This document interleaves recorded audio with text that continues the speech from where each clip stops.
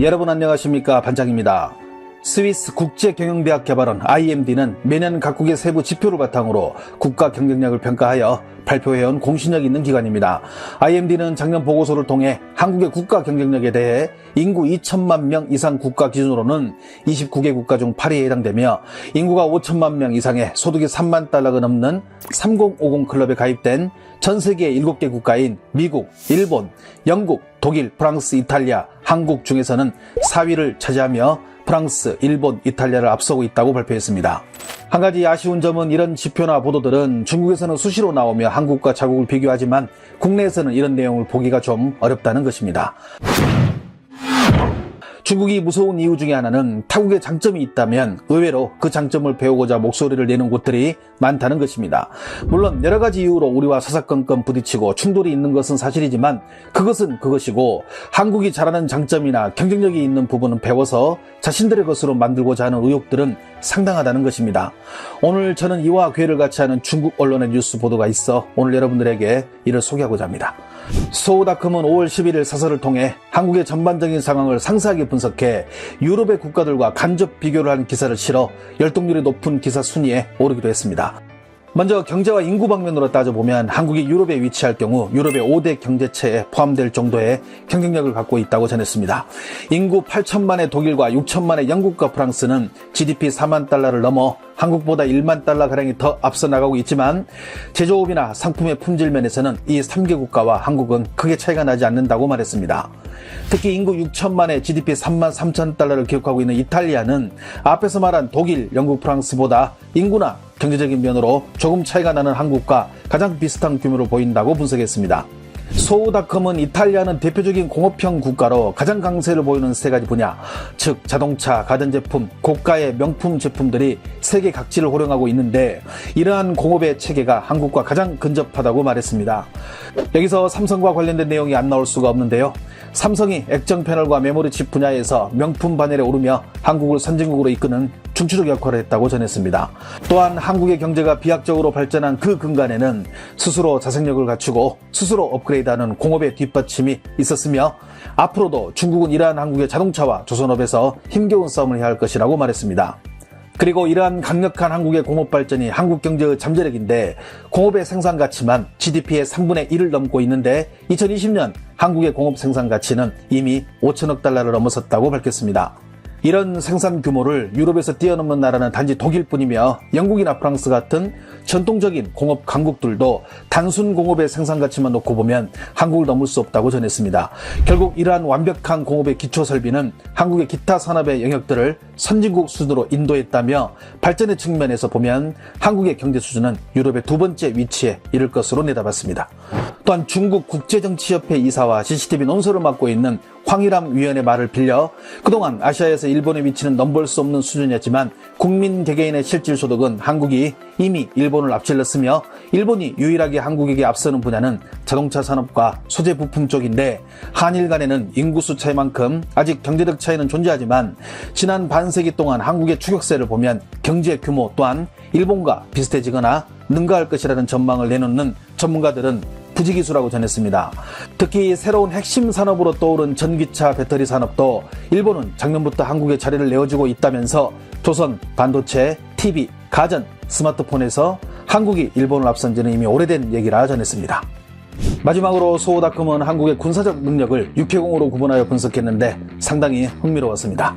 현재 한국군의 총수는 69만 명이며 이중 현역이 61만 4천으로 병력수로는 세계 6위에 해당된다고 전했습니다. 한 가지 특이한 점은 한국은 예비역의 숫자가 300만 명을 초과하는데 이는 세계 2위에 해당하는 수준이고 독일의 현역병이 18만, 프랑스는 26만, 영국은 21만이라며 유럽에서 병력수로만 보면 한국을 유일하게 넘는 나라는 러시아밖에 없다고 전했습니다.